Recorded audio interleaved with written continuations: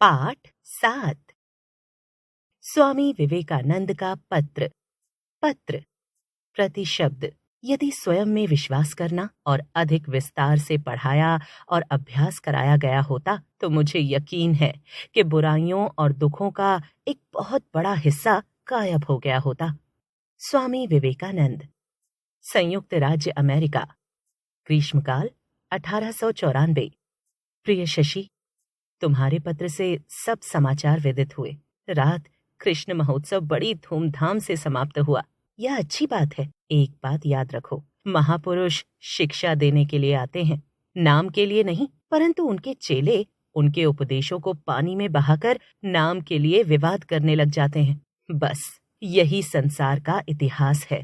तारक दादा की बातें मद्रास, चेन्नई से सब मालूम हो गई। वहां के लोग उनसे बहुत प्रसन्न हैं। तारक दादा और तुम अगर कुछ दिन मद्रास में जाकर रहो तो बड़ा काम हो। आओ, तन मन से काम में लग जाओ। गप्पे लड़ाने और घंटी हिलाने का जमाना गया मेरे बच्चों, अब काम करना होगा। निरंजन ने लाटू के लिए गरम कपड़े मांगे हैं। यहाँ वाले गरम कपड़े यूरोप और भारत से मंगाते हैं। जो कपड़े यहाँ खरीदूंगा वही कोलकाता में चौथाई कीमत में मिलेंगे। नहीं मालूम कब यूरोप जाऊंगा। मेरा सब कुछ अनिश्चित है। यहाँ किस तरह चल रहा है, बस इतना ही जानना काफी है। यह बड़ा मजेदार देश है। गर्मी पड़ रही है। आज सुबह बंगाल के वैशाख जैसी गर्मी थी, तो अभी इलाहाबाद के माघ जैसा जाड़ा है। 4 घंटे में ही इतना परिवर्तन। यहाँ के होटलों की क्या बात लिखूं। न्यूयॉर्क में एक होटल है जहाँ 5,000 तक रोजाना एक कमरे का किराया है। खाने का खर्च अलग।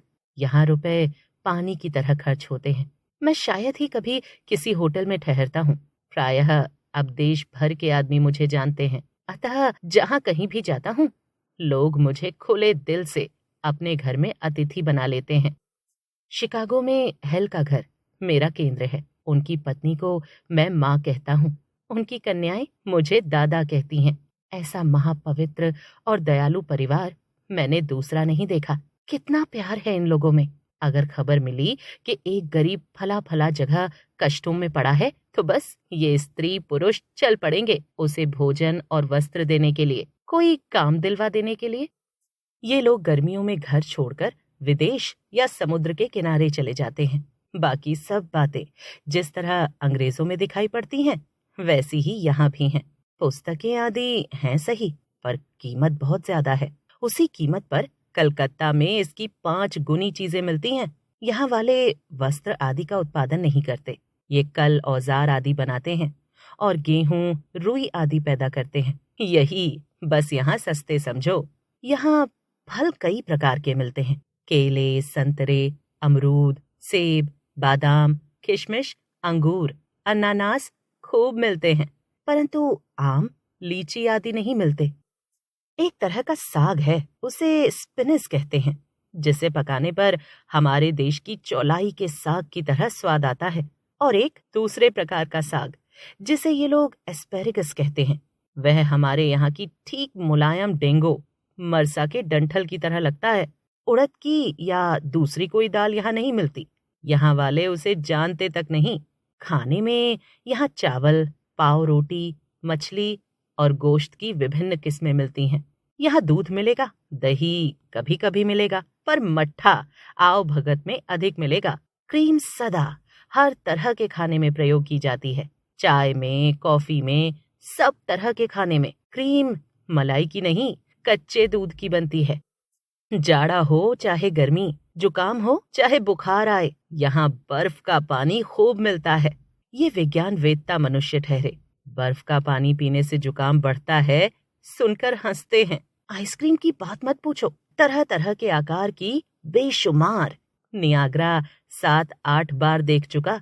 निस्संदेह बड़ा सुंदर है, परंतु जितना तुमने सुना है उतना नहीं। मुझे अधिक पत्र लिखने का विशेष अवकाश नहीं मिला। जहाँ तक व्याख्यान आदि का प्रश्न है उन्हें लिखकर नहीं देता।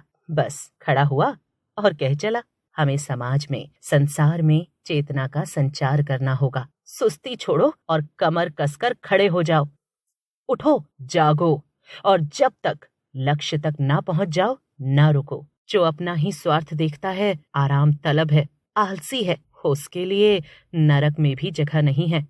जिन्हें अपने आराम की सूझ रही है, जो आलसी हैं, जो अपनी जिद के सामने सबका सिर झुका देखना चाहते हैं, वे हमारे कोई नहीं हैं। सस्नेह। विवेकानंद। शिकागो में आयोजित विश्व धर्म महासभा में स्वामी विवेकानंद जी, सन 1893। सीख। हमें आलस्य त्याग कर स्फूर्ति से निरंतर अपने लक्ष्य की ओर अग्रसर रहना चाहिए। शब्द संपदा, वर्ड वेल्थ। विदित, मालूम। अवकाश, खाली समय। विवाद, झगड़ा। विज्ञानवेत्ता, विज्ञान के जानकार। बेशुमार, अत्यधिक। अतिथि, मेहमान।